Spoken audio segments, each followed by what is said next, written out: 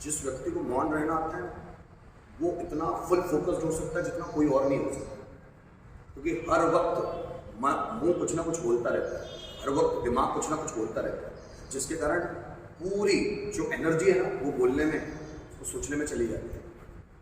अगर चुप रह लिया जाए, शांत रह लिया जाए, तो मेरा ऐसा मानना व्यक्ति बहुत ज्यादा एनर्जी से भर जाएगा। क्यों बहुत सारे लोग तपस्या में लीन रहते हैं? क्यों? जैसे हनुमान जी तपस्या में लीन है, स्वामी विवेकानंद बहुत तपस्या करते थे, तपस्या इन द सेंस बैठे हैं ध्यान में, वो खो गए। क्यों? क्योंकि उनको कहीं ना कहीं वो पावर्स मिल रही है जो हमको नहीं मिलती। वो शायद वो ऐसा कुछ जानते हैं जो हम नहीं जानते। शांत रहने में इतना पावर है, पूरी एनर्जी कंज्यूम हो रही, जो कंज्यूम हो रही है ना वो सेव होना शुरू हो जाती है, और अगर बचना शुरू हो गई तो सोचो एनर्जी क्रिएटिव कामों में कितनी ज्यादा लगेगी। आप सिर्फ 1 घंटा चुप रह के देखो, और सिर्फ आपके आसपास वाले जो कर रहे हैं उनको सिर्फ देखते रहो, बोलो मत कुछ उस पर जजमेंट मत निकालो। आप बहुत हंसोगे कि कैसी कैसी मूर्खताएं कर रहे हैं आसपास, अगर आप शांत रहने लगते हो।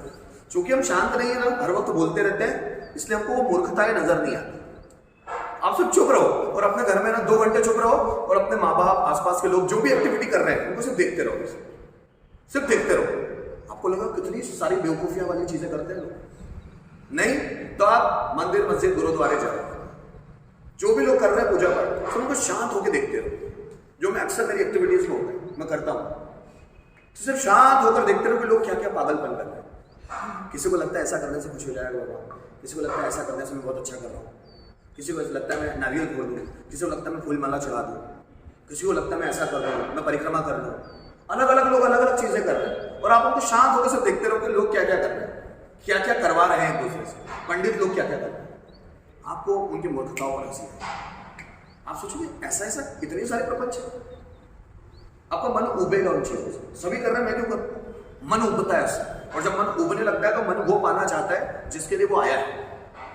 जब आपका मन उबता है, जैसे बुद्ध के पास तो सब कुछ था, महल, नौकर चाकर, पैसा, बीवी, उनके साथ साथ बहुत सारी दासियां, उनके पास सब कुछ था जो एक राजा को होना चाहिए। फिर वो ऊब क्यों गए इनसे? सबसे ऊब क्यों गए? पत्नी को क्यों छोड़ दिया? पत्नी से क्यों ऊब गए? सांसारिक जितनी भी चीजें होती है, नौकर चाकर, सबसे ऊब गए, क्योंकि बुद्ध बोलते हैं लास्ट डेस्टिनेशन नहीं है, हमको पहले पाना चाहिए, पाने के बिना हम उबेंगे भी नहीं। और कुछ लोग बिना पाए कुछ समझ जाते हैं, इसलिए वो चक्कर में पड़ते नहीं, जाते ही नहीं उस चक्कर। और हम लोग पहले वो पाना चाहते, जब पा लेते हैं ना। ये राइटर है विजय अग्रवाल, कलेक्टर बने, 16 से 18 साल कलेक्टर बन के अपनी नौकरी की, और कलेक्टर की पोस्ट को छोड़ दिया। क्यों छोड़ा? इनको पढ़ना पड़ेगा, इस बुक में तो नहीं है, दूसरी बुक्स में। 18 से 21 साल के कलेक्टर की नौकरी की है, कलेक्टर थे, और उसके बाद छोड़ दी कलेक्टर की पोस्ट को, रेजिग्नेशन दे के आगे इस्तीफा पत्र नहीं करते। क्यों? ये जानना जरूरी है, क्योंकि ऊब गए अपने जॉब से, अपनी नौकरी से ऊब गए। क्योंकि जब हम दूसरे के इंटरेस्ट को अपना मान के करने लगते तो हम ऊब जाते हैं। मिल तो जाती है, पोस्ट तो मिल गई, पर ऊब गए। और जब ऊब जाता है ना व्यक्ति, छोड़ देते, उसको मजा नहीं आता। आप भी जब अपने मन को पहचानोगे नहीं, तो दूसरों के मन से करने लग गए, आपके माँ बाप ने बोला ऐसा ऐसा करना है, कर लिया, आपके टीचर्स ने बोला ऐसा ऐसा करना है और कर लिया, तो एक समय बाद हो सकता है कि आप कुछ समय के लिए मोटिवेट होकर कर भी लो, कुछ सालों बाद ऊब आएगी, क्या ये तो मैं करना ही नहीं चाहता, इसमें तो मजा ही नहीं आता मुझे। और जब वो ऊब होगी ना, तो आपको बहुत फ्रस्ट्रेशन से भरती है। इसलिए अपना जिंदगी का मकसद ढूंढने की खुद कोशिश करो, वो कोई नहीं ढूंढ सकता आपसे। इसलिए किताबें पढ़ो, इसलिए बड़े बड़े जितने भी इंटेलेक्चुअल पर्सनैलिटीज होती है उनके पॉडकास्ट देखो, वो आपको आपसे रूबरू करा सकते हैं। इसलिए मैं बोलता हूँ, आप लोगों से रिक्वेस्ट करता हूँ, भगवद गीता पढ़ो, जो आपको अपने आप से रूबरू करवाएगी। क्योंकि जब आप भगवद गीता पढ़ेंगे, आपको ऐसा लगेगा कृष्ण आपसे ही बात कर रहे हैं। हाँ, जो अब टफ बुक लेकर, जैसे भगवद गीता यथारूप, मैं ये नहीं बोलता खराब है, अच्छी है, पर वो शब्द इतने ज्यादा क्लिष्ट है जो एक आम इंसान को समझ नहीं आ सकता। जो खास इंसान जिसने पहले बहुत पढ़ रखा है, उसको वो शब्द समझ में आते हैं कि उन्होंने क्या, वो कृष्ण क्या बोल रहे हैं। क्लिष्ट मतलब डिफिकल्ट, तो क्लिष्ट वर्ड आपको समझ नहीं आएगा, क्लिष्ट लिखा गया, समझे? तो अब वो कृष्ण क्या बोल रहे हो समझ में नहीं आएगा आम व्यक्ति को, जिसने पहली बार भगवद गीता पढ़ा, उसको तो समझ ही नहीं आएगा। आप सोचो, एक 6वीं पढ़ने वाला बच्चा, उसको 12वीं का क्वेश्चन पेपर निकाल के दे दो, उसको क्या क्वेश्चन समझेगा? तो वैसी ही भाषाएं होती है किताबों की। तो पहले बेसिक बेसिक बुक्स पढ़कर अपने माइंड को डेवलप करो, जब वो डेवलप हो जाए तो टफ बुक्स की ओर जाओ। जैसे आप कभी सिगमंड फ्राइड की बुक्स पढ़ के देखो, साइकोलॉजी समझ ही नहीं आई। बहुत सारे लोग मुझे बोलते हैं साइकोलॉजी की कौन सी किताबें पढ़े। फॉरेन के सबसे बड़े साइकोलॉजिस्ट है एडगर जंग और सिगमंड फ्राइड, उनकी बुक्स पढ़ोगे तो समझ में कुछ भी नहीं। जब मैंने कभी मेरी लाइफ में पहली बार पढ़ी थी तो समझ ही नहीं आई। तो पहले लेवल बढ़ाना पड़ता है। जिस व्यक्ति का लेवल बढ़ गया है वो कैसी भी तरह की किताबें पढ़े, तो उसको उपनिषद कभी उठाकर देखो, बोलना बहुत आसान है, उपनिषद पढ़ो, उपनिषद की बुक्स उठा के देखो, वर्ड समझ ही नहीं आएंगे। अच्छे अच्छे इंटेलेक्चुअल्स को समझ में नहीं आते, लेकिन जिसने अपना सर खपाया है उन चीजों को समझने में ना, उसको यूं समझना यू। लेकिन अगर आप सोच रहे कि मैं समझ लूंगा, पॉसिबल नहीं है। अपने आप को इस भ्रम में मत डालो कि मैं हर चीज समझ लूंगा, हमारी औकात ही नहीं है। जब वो हमको लायक समझता है तब चीजें समझ में आती है, समझना नहीं। जब वो समझता है ना हमको इस लायक कि अब ये लायक बन गया है, अब ये नालायक नहीं रहा, तब वो हमको उस यात्रा पर ले चलता है। इसलिए मैं बोलता हूं जब भी आप कुछ पढ़ते हो समर्पित करो, हे ईश्वर आपकी मर्जी, समर्पित करो अपने आप को। मैं कर लूंगा, मैं बन जाऊंगा, मैं ऐसा कर लूंगा, नहीं हो पाएगा किसी से, हमारी इतनी औकात ही नहीं है। एक वक्त हमको सरेंडर करना ही पड़ेगा। आप पहले दौड़ भाग लो, दौड़ भागने करने के बाद समझ में आएगा कि यार मुझ में इतनी कैपेसिटी नहीं है जितना वो दे सकता है। वो जब एनर्जी डालता है ना तो आप थकते ही नहीं, ये समझ ले रहे। इसलिए जब आप ताओ ते चिंग नाम का एक ग्रंथ पढ़ते हो, जो चाइनीज ग्रंथ है, जिसको चाइना का भगवद गीता बोला जाता है, उसमें कॉन्सेप्ट दिया हुआ है। उसका कॉन्सेप्ट है हैपनिंग और डूइंग, हैपनिंग और डूइंग। जो लोग हैपनिंग मोड में है, मतलब जो उनसे होता चला जा रहा है और वो कर रहे हैं बस, मतलब वो कर नहीं रहे, मतलब उनसे जो हो रहा है उनके मन में जो आ रहा है वो करते चले जा रहे हैं, that is the happening mode. Happen मतलब होना, अपने आप हो रहा है उनसे, वो कर नहीं रहे, they are not trying to do something, that is happening with them. उनके साथ हो रहा है, अपने आप हो रहा है, तो वो लोग ज्यादा आगे निकल जाते हैं as compare to those people who are trying to do something, जो कुछ करने की कोशिश कर रहे हैं। मैं बनूंगा डॉक्टर, तो ये आप सोच रहे हो, वो नहीं चाहता आपको बनाना। ये तो आप सोच रहे हो मैं डॉक्टर बन जाऊंगा, आप सोच रहे हो मैं फैशन डिजाइनर बन जाऊंगा, आप सोच रहे हो मैं मोटिवेशनल स्पीकर बन जाऊंगा। ये तो आपका सोचना है, दैट इज डूइंग, कि आप कुछ करना चाहते हो अपने लिए। और ताओ ते चिंग में लाओ त्से बोलते हैं ईश्वर आपसे कुछ करवाना चाहता है। ईश्वर जिस दिन वो समझ गए और उसके साथ चलने लग गए तो आप में इतनी एनर्जी होगी कि आप थकोगे ही नहीं। फिर मैं जब इसको कैलकुलेट करने लगा तो मुझे समझ में आया यस कि मोहम्मद रफी इतने गाने कैसे गा लेते हैं। 24,000 प्लस गाने गाए उन्होंने, 24,000 प्लस। कैसे गा सकता है कोई व्यक्ति? असंभव है इतना, कैसे कर सकता है कोई? बुद्ध ने 35 साल लेक्चर दी, कैसे कोई कर पाएगा ऐसा? इंसान के बस की बात नहीं है। लेकिन जब आप उसके मकसद को पूरा करने निकलते हो ना, वो जो चाहता है आपको कि आप ये करो, आप बिना अपने आप से कष्ट किए आगे बढ़ जाते हो। जैसे मैंने कुछ दिनों पहले थॉट पढ़ाया था कि ना तो कुछ मांगना है ना कुछ बचाना है, जो आता है ले लो, ऐसा कुछ यार। ना कुछ खोजो ना कुछ बचाओ, जो आता है ले लो, ना कुछ खोजना कुछ नहीं, जो आ रहा है उसको चलने देना है, जो जिंदगी में आ रहा है उस दिशा में बहते चलना है। तो उसको ताओ ते चिंग बोलते हैं बहते चलो। You should be in the flow. You should not have to try something to do something. आपको कुछ करने की कोशिश नहीं करनी, लेकिन जिंदगी ऐसे नहीं चलती। जो व्यक्ति जितने फ्लो में जीता है, जितने भी फ्लो में, वो आगे बढ़ता ही चला जाएगा। फ्लो में वो अपना कुछ कैलकुलेशन से नहीं बना। और ये बातें गलत भी लगती है बहुत सारे लोगों को, ये बातें बहुत सारे लोगों को गलत लगती है, क्योंकि बोलते हैं जब फ्लो में ही आएगा सर, हमको समझ नहीं आएगा तो करियर कैसे चुने। तो जिन लोगों के करियर बन गए हैं, जैसे बहुत टॉप लेवल के लोग, उनसे पूछिए कि उन्होंने डिसाइड किया था क्या वो करते, वो वहां पहुंचे। जितने भी बड़े लोग हैं, that is why I recommend you all that you must read the biographies and autobiographies of the successful and great people, by which you can understand, you can recognize yourself in by which way they reached there. आपको पता चलता है कि किस तरह से वो वहां पहुंचे। एक का भी गोल नहीं है, जितने भी महान लोग, एक भी गोल सेटिंग पर भरोसा नहीं करते, वो तो सिर्फ चल करना शुरू करते हैं, रास्ते मिलते चले जाते हैं। कोई भी चीज वो डिसाइड नहीं करते अपने आप। जितने भी बिलीनियर्स बने उन्होंने सोचा थोड़ा ना कि वो बिलीनियर्स बनेंगे, सोचा ही नहीं, वो तो करते चले गए और कारवा बनता चला गया। रास्ते पे चलते चलो, कारवा बनता चलेगा, अपने आप होगा ये। लेकिन उसके लिए आपको पढ़ना भी होगा। कब आपका मन अचानक से इग्नाइट होगा, जलेगा, आपको पता नहीं होगा, अचानक होगा, किक लगेगी अंदर से। वो किक के लिए रास्ता, मतलब उस किक के लिए वेट करना पड़ेगा ना उस रास्ते पर। बिना कुछ किए तो नहीं। कर्मयोग का मतलब होता है कुछ करना, लेकिन करना मतलब क्या? जो वो चाह रहा है वो करना, वो है कर्मयोग। कृष्ण अर्जुन को यही तो बता रहे हैं, तू सरेंडर कर, मैं जो बोल रहा हूं वो कर। मैं मतलब ईश्वर, मैं जो चाह रहा हूं तू वो कर, तेरा भाग्योदय होगा, तू सब पाएगा। मैं जो चाहता हूं वो कर, तू सरेंडर कर मेरे प्रति अपने आप। तू सरेंडर नहीं कर रहा अर्जुन, तेरे को अपना भाग घमंड है, तू सरेंडर नहीं कर रहा। ये कौन है? कृष्ण भगवान है, अर्जुन भक्त है।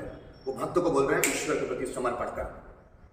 तू बोल रहा मैं युद्ध से भाग जाऊंगा, भागना नहीं है तुझे, क्योंकि ये युद्ध की स्थितियां तूने ही बनाई है। तू 40 साल से युद्ध के लिए लालायित था कि मैं दुर्योधन को मारूंगा, मुझे कोई राज्य चाहिए हस्तिनापुर का। ये तेरे कारण युद्ध हो रहा है, मेरे कारण नहीं हो रहा है। अब वर्तमान में युद्ध तेरे सामने है, तो जो वर्तमान में सामने उसको अंगीकार करना पड़ेगा। तू भाग नहीं सकता। तू ये सोचेगा मैं भाग जाऊंगा, चलेगा नहीं। आपके सामने जो स्थिति आती है उससे भागना नहीं।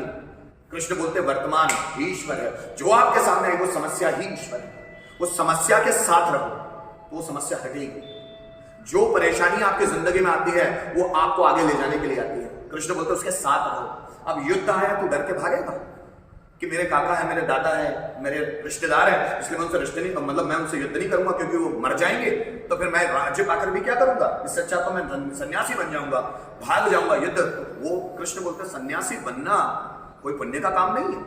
जब आप सुनेंगे कॉन्सेप्ट तो आपको मजा आ जाएगा। सन्यासी बनना कोई पुण्य का काम नहीं है। जो अपने कर्मों से भाग के सन्यासी बना है उससे ईश्वर भी खुश नहीं होता। रियल मायने में सन्यासी वो है जो तेरी मर्जी वही मैं करूंगा, वो है सन्यासी। जो तेरी मर्जी है वही मैं करूंगा, उसको सन्यासी बोलते हैं। जैसे स्वामी विवेकानंद, वो सन्यासी है रियल में। स्वामी रामकृष्ण परमहंस, महर्षि रमन, संत तुकाराम, जो तेरी इच्छा वही मैं करूंगा। मेरा इसमें कोई ईगो नहीं है, मेरा इसमें कोई घमंड नहीं है कि मैं अपने मन से कुछ भी डिसीजन नहीं लूंगा, जो तू बोलेगा वो करूंगा। दैट इज द सन्यासी। सन्यासी का मतलब ये नहीं भगवा पहन लिया आप चले जंगल हाथ में कमंडल लेकर, नहीं। सन्यासी का मतलब है तेरी जो इच्छा वो मैं करूंगा। हनुमान जी, जो राम की इच्छा वही मेरी इच्छा। यही व्यक्ति रियल सन्यासी है, जो उसकी इच्छा में खुश है कि जो प्रभु बोलेंगे मैं वही करूंगा। मेरा तो कोई हनुमान का कोई लक्ष्य नहीं है, मैं आपको बार बार बोलूंगा कोई लक्ष्य नहीं है, पर वो जो भी काम करते हैं महानता के परचम पे पहुंच जाते हैं। उनको कुछ पाना ही नहीं, और हमको बहुत कुछ पाना होता है ना, इसलिए हम बर्डन से भर जाते हैं। और जब बर्डन से भर जाते हैं तो दिमाग काम नहीं करता, क्योंकि हम जो भी चाहेंगे वो हमारा स्वार्थ हो, है ना? जो भी हम चाह रहे हैं वो हमारा ही है ना। क्या हम दूसरा चाहते हैं कि हमारा पड़ोसी कोई बड़ी पोस्ट पे आ जाए, हमारा पड़ोसी बड़ा बिजनेसमैन बन जाए? क्या हम चाहते हैं कि पड़ोसी के पास बहुत पैसा आ जाए? क्या कोई यहाँ इस क्लास में चाहता है कि मुझे छोड़कर बाकी सब इंटेलिजेंट बने? एक हाथ सब खुद का चाहते हैं। ईश्वर बोलता है स्वार्थ है, और स्वार्थ में मैं तेरे साथ नहीं रह सकता। ये सब स्वार्थ है। रावण चाहता है कि शिवजी उसके साथ लंका चले। शिवजी बोलते हैं मैं सबका हूं यार, तो अकेला क्यों ले जाना चाहता है मुझे? मैं तो सबका हूं। वो बोलते नहीं आप मेरे साथ ही चलो, आप मेरे प्रभु। आप समझ रहे हो? तो शिवजी बोलते मैं सबका हूं यार, सबके लिए समर्पित। राधा ने कभी कृष्ण को बोला कि मेरी ही बन जाओ? बोला एक आध बार नहीं, वो सबके हैं। राधा ये जानती है, इसलिए उनका प्रेम अटूट है। जिस दिन रावण ये समझ जाता ना, एक्चुअल रावण जो भक्ति है ना, रावण के साथ में भक्ति नहीं है, तामसिक भक्ति है। वो लोगों का नुकसान करने के लिए शिवजी प्रसन्न करना चाहता है। ताकत क्यों पाना चाहता है? लोगों का नुकसान करने के लिए। और कुछ लोग ताकत पाना चाहते हैं समाज कल्याण के लिए। हनुमान जी, दोनों में फर्क है। रावण है जो शक्तियां पाना चाहता है सबको हड़पने के लिए, सबको नीचा दिखाने के लिए, सबको दबा कर रखने के लिए। और हनुमान जी जो पावर्स पाना चाहते हैं समाज के कल्याण के लिए। दोनों में फर्क है। एक व्यक्ति पोस्ट पाना चाहता है खुद के स्वार्थ के लिए कि मेरा नाम बढ़ जाए, मेरे पास पैसा आ जाए, बंगलो, सब नौकर चाकर आ जाए। और दूसरा व्यक्ति पोस्ट पाना चाहता है समाज के कल्याण के लिए कि मुझे समाज का कल्याण करना है। और जो कल्याण के लिए भगवान उसके साथ हो गए, जिसके साथ ईश्वर है उसको कोई रोक सका है आज तक जो तुम रोकोगे? हनुमान जी को आज तक कोई रोक सका है? जब राम जी का आशीर्वाद ये साथ है तो वो कौन रोक पाएगा? शक्ति कोई नहीं रोक पाता। तो जब ईश्वर का हाथ आपके ऊपर होगा तो आपको जिंदगी में कोई नहीं रोक। इसी कारण मुझे मानना चाहिए, इसी कारण मैं ईश्वर को मानता हूं कि हमारे अंदर जो भी पावर्स है उसी की तरह, जो मंदिर जाने से नहीं मिल सकते, जो कहीं किसी तीर्थ स्थान पर जाने से नहीं मिल सकते, वो तो हमारे अंदर है। आप खुद बैठकर अपना चिंतन मनन एनालाइज तो करो, खुद बैठकर तो अपना साथ आओ। और जो भी चीज करना है वो स्वहित में नहीं करना। स्वहित मतलब स्वार्थ, स्वहित, खुद के लिए नहीं, परमार्थ या स्वहित में करना, आप सर्वहित में करना। परम अर्थ, सबसे बड़े अर्थ में करना है, सबके लिए करना है, या सर्वहित में करना है, सबके हित के लिए करना है। इसलिए बोलते हैं सर्वे भवन्तु सुखिनः, सर्वे सन्तु निरामयाः, सर्वे भद्राणि पश्यन्तु मा कश्चित् दुःखं भवेत्। वही व्यक्ति सबसे ज्यादा खुश होगा जो सर्वहित में करता है। जो अपने हित में कर रहा है वो खुश, उसको खुशी मिलती नहीं। उसका लोगों को देखकर ऐसा लगेगा कि वो खुश है, लगता नहीं। जब भी आप खुद के लिए ज्यादा करोगे ना तो आपको फ्रस्ट्रेशन बहुत आएगा, फ्रस्ट्रेशन में ही जाएगा। सब अपना अपना ही तो बनना चाहते हैं, कोई है सब दूसरों को देना चाहता है, एक आदमी है सब अपना, सब स्वार्थी लोग भरे पड़े। फिर बोलते ईश्वर हमारा साथ नहीं देता, क्यों देगा, देगा ही क्यों। वो कृष्ण अपना कुछ पाना ही नहीं चाहता, हनुमान जी अपना कुछ पाना नहीं चाहता। हम इतने बड़े बड़े लोगों को देखकर भी नहीं सीखते, कुछ सीखते नहीं, सब अपना अपना पाना चाहते हैं। हम दूसरों में बहुत कमियां ढूंढने चले। आप कमियां तब ढूंढो जब आप में अच्छा ही है, तब ढूंढो ना दूसरों में कमियां। आप में कमियां भरी हुई है, दूसरों में कैसे देख सकते हो। छोड़ो यार। मेरा मानना है बुराई और आलोचना, ये दो शब्द है, जरा ध्यान से सुन लेना। बुराई और आलोचना, आपको आलोचना करने का हक है, किसी की बुराई करने का हक नहीं। आलोचना करो, अगर कोई गलत है तो उसकी आलोचना करो, 1 2 3 सेंटेंस में खत्म करो बात। बुराई करने का मतलब घंटों पीसते रहे, ये बुराई करना होता है। बुराई का मतलब, जैसे मैं आपको बताता हूँ, एक बार एक व्यक्ति सुकरात के पास आया। सुकरात जैसे आपके जो फाइल में सोक्रेटिस नाम से यूनान के फिलोसोफर है, एक व्यक्ति उनके पास आया, बोले स्वामी जी लोग आपके बारे में कितनी गलत गलत बातें करते हैं समाज में, आपको सुनकर तो बहुत बुरा लगता होगा, क्या आप सुनना चाहेंगे उन बातों को। सुकरात बोलते हैं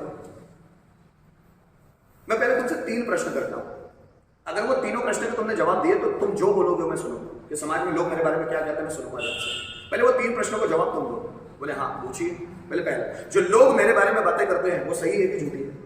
वो आदमी सोचता है और बोलता है झूठी है वो बात, ठीक। दूसरी बात, क्या वो सुनना मेरे लिए जरूरी है, तो वो आदमी बोलता नहीं आपके लिए जरूरी नहीं है।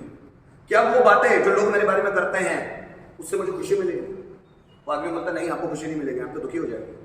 तो जो चीजें सही नहीं है, जरूरी नहीं है और मुझे खुशी नहीं देगी, मैं इन बातों को सुनूं ही क्यों। इसलिए जब भी ये लोग आपकी बुराई करें ना, तो सुनना नहीं है, अपने कामों पे चलना है, लेकिन आलोचना को सुनना है, कि हो सकता है हमें कुछ ऐसी बुराई रह गई हो जिसको सुधार करने की जरूरत है। इसलिए आलोचना सुनो, ज्यादा बुराई मत सुनो। इस दुनिया में हर एक व्यक्ति में बुराई है, हर एक व्यक्ति में, मुझ में भी और आप में भी। मुझ में भी है, मुझ में ज्यादा है, आप में कम है, मुझ में भी ज्यादा है। तो हम दूसरों को कैसे बुरा बता सकते हैं। ये किताबें यही सिखाती है, जो किताबें ना इसमें पावर है बहुत ज्यादा, ये आपको जगाना सिखा देती है। और जब आप जाग जाते हो तो दुनिया में किसी और की हिम्मत नहीं है कि आपको जगा पाए। जागे हुए व्यक्ति को कोई जगाने की हिम्मत नहीं करता, इसलिए पहले खुद जाग जाओ कि लोग आपको जगाना है। समझ रहे हो मेरी बात को। और मौन में इतनी बड़ी शक्ति है जो आपको जगा सकती है। मौन में, शब्दों में इतनी पावर नहीं है। कभी ईश्वर को समझना हो तो शब्द काम नहीं आते, सिर्फ मौन। इसलिए बोलते हैं जिन लोगों ने ईश्वर को पाया है वो मौन की शक्ति से पाया है। शांत हो, क्योंकि ईश्वर मौन है, वो शब्दों में छिपा हुआ नहीं है। शब्दों की एक सीमित सीमा है। शब्द आपको बहका सकते हैं, शब्द आपको भड़का सकते हैं, शब्द आपको भरगला सकते हैं, लेकिन मौन कुछ भी नहीं कर सकता। जितने भी लोगों ने ईश्वर को पाया वो मौन में पाया, शांत हो गए, ध्यान में चले गए, शांत। तो ऐसे लोग सीधे ईश्वर से कनेक्ट हो गए। तो मौन में वो शक्ति है ईश्वर को पाने की। अगर आप भी अपनी शक्तियां बढ़ाना चाहते हैं तो ज्यादातर समय, कुछ ना कुछ समय अपने आप को जरूर दो। ज्यादा तो नहीं दे पाओगे, डेली रूटीन की लाइफ इतनी ज्यादा बिजी शेड्यूल से भरी हुई है। कुछ समय अपने आप को जरूर दो जिसमें आप शांत रह सको। ये बात समझ में आ रही है। शांत रहना सबसे बड़ी आर्ट है, इसको बोलते हैं पावर ऑफ साइलेंस। सबसे बड़ी पावर, दुनिया की सबसे बड़ी पावर कहा जाता है शांति। शांत रहना जब आप सीख गए ना, तो मैं जो बोलूंगा ना, अभी शांत किया दिमाग, अभी इस वक्त अगर आप शांत होंगे तो मेरी बातें सीधे अंदर तक जा रही है। और अगर इस वक्त शांत नहीं होगी, दिमाग में कुछ ना कुछ चल रहा है, तो अंदर तक जा ही नहीं सकती। बातें उसी के अंदर तक जाएगी जो शांत है, उसी के अंदर तक घुस जाती है और वो भूलता ही नहीं होगा। आपको किसी भी बात को याद करना है, समझना है, तो पहली बात तो बर्डन डालो ही मत कि मुझे उन बातों को याद करना है, सिर्फ समझना है। जिन चीजों को आप समझ जाते हो वो याद नहीं करनी। ये सीक्रेट याद है। यादें वही करना पड़ता है, याद वही चीज करनी पड़ती है जो चीजें आपको समझ में नहीं आती। अगर लाइफ में ज्यादा से ज्यादा चीजों को दिमाग में फिक्स करना चाहते हो तो समझना सीखिए कि इस कहानी के पीछे का भाव क्या है, लेखक कहना क्या चाहता है, सेंटेंस के पीछे क्या लिखा हुआ है, क्या कहलाना चाहता है वो हमसे, क्या हमको समझाना चाहता है। जिस दिन वो भाव समझने लग गए, एक भी थॉट आपको याद नहीं करना पड़ेगा, वो अपने आप अंदर आ जाएगा। ठीक है। जिंदगी को अगर अच्छे से जीना है तो उसको समझना पड़ेगा। समझना ही मेन है, याद नहीं करना है, समझना है। और जैसे जिंदगी को समझ जाओगे, जिंदगी अच्छी तरह से जी